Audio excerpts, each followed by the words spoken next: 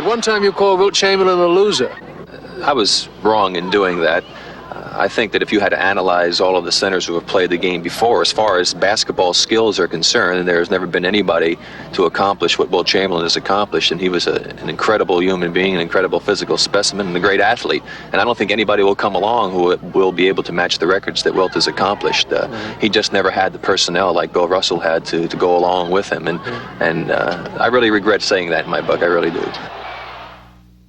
I don't think anyone who knows the game of basketball could possibly, in my mind, ever pick anyone other than Wilt Chamberlain as the greatest all-around center to play the game of basketball. Bill Russell you would pick as far as the greatest impact on a team and their success as far as winning championships.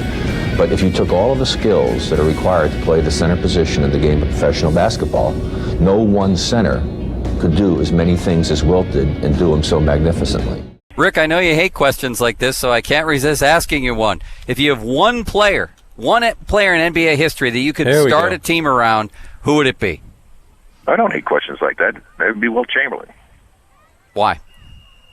He's the greatest big man in the history of the game.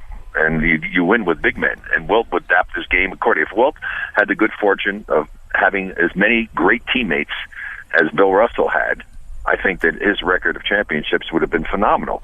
If you look and you see what he accomplished when he was surrounded by great people, the 67 Sixer team, everybody talks about that being maybe one of the greatest teams ever, and what happened? Wilt helped them win a championship because he had great personnel. Then, when he was even older, he played on the Lakers team, and they set the record for consecutive wins, won championship. I mean, why? Because Wilt was willing to do whatever is necessary. Heck, he led the league in assists one time as a center. This guy was a phenomenon. 50 points a game for an entire season, guys. I don't know if people have an idea just how crazy that is.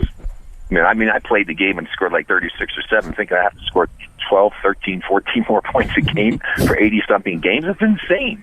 22 and a half rebounds a game average for a season. The guy was the most dominant force ever. Now, Bill Russell had the most impact on his team winning championships, but he certainly is not a better center skill-wise in all the things that a center is supposed to do than Wilt Chamberlain. NBA Hall of Famer Rick Barry. We appreciate the time again, Rick. Thanks. Thank you. Yeah, Rick, you're right. There was a little bit of edge in Kobe's game. And how much of that is, tied directly to the talk over the last sort of nonstop week of Jordan coverage about whether Kobe or LeBron would be a tougher match for Jordan and who could have played back in the era and all of that? Well, I chuckle every time I listen and hear all of this stuff, and Michael's the greatest ever, and come on, you guys can relate to this. It's like comparing a pitcher to a center fielder, or there are different skills involved in different positions in team sports. If you're going to pick a guy, Michael's the greatest two-guard to ever play the game and one of the most exciting players to ever put on a uniform. But to say that he's the greatest player ever and that he was a greater player than Wilt Chamberlain is ludicrous.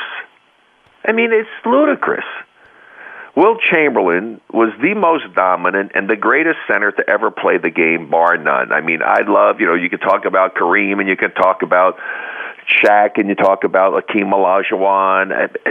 There's no one that is close to what Wilt Chamberlain did in his career. And so when people start talking about this, it's crazy. And basketball is not a game of one-on-one. This is not tennis. They're not going out there and playing against one another. Occasionally there's a one-on-one situation, but it's team basketball. And the best teams are the ones that win championships, not the best individuals.